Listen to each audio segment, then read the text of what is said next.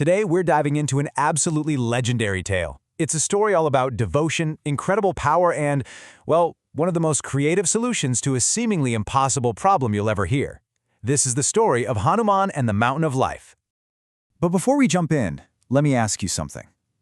To save a life, to save someone you truly care about, how far would you go? What lines would you cross? Just kind of keep that question in the back of your mind because it is central to everything that's about to happen. All right, so our story kicks off right in the middle of a massive crisis, and the stakes, they honestly could not be higher. So picture this, a huge, chaotic battlefield. In the middle of it all, a great hero, Lakshman, has been struck down. He's unconscious, and his life is literally hanging by a thread. You can just imagine the desperation in the air. But then, a glimmer of hope emerges from ancient wisdom. There's one single thing that can save him. It's a miraculous herb called the Sanjeevani booti, a celestial plant that's said to have the power to restore life itself. But of course, there's a catch. It only grows in one very remote place. So, the mission is crystal clear, but the execution seems impossible. I mean, who could possibly make that journey in time? Well, that leads us right into the next chapter, an incredible flight toward the Himalayas. Without losing even a fraction of a second, the mighty Hanuman leaps into action. There's no hesitation, no stopping to ask questions. He just goes. He takes flight, becoming a blur as he streaks towards the towering peaks of the Himalayas. Now, you're probably thinking the hardest part is over, right? He made it to the mountains, but what he finds there isn't the solution, it's a puzzle, a massive, confusing, and time-sensitive puzzle. So, after this long, difficult journey, Hanuman finally arrives. He's scanning these vast, snow-covered slopes, his eyes frantically searching for that one special herb that holds the key to saving Lakshman's life. And this is where the mission just hits a brick wall. He finds the spot, but instead of one herb, he finds thousands of them. The entire mountainside is just covered in these glowing, shimmering herbs, and they all look exactly the same. He's thrown into a state of total confusion. So, what do? I mean, really put yourself in his shoes. The clock is ticking.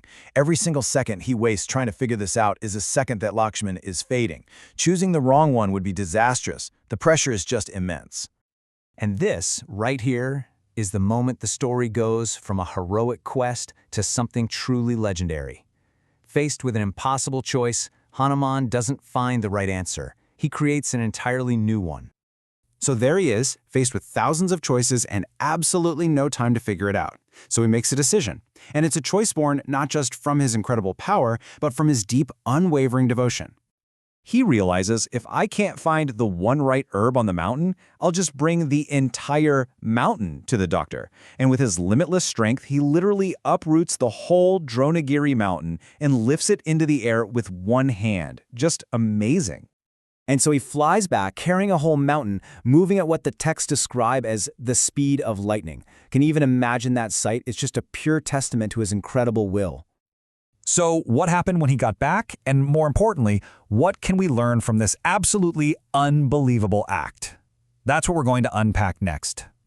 When Hanuman returns, the physician just calmly walks up to this mountain that's been delivered to him, finds the correct Sanjeevani herb, and gives it to Lakshman. And just like that, Lakshman's life is saved.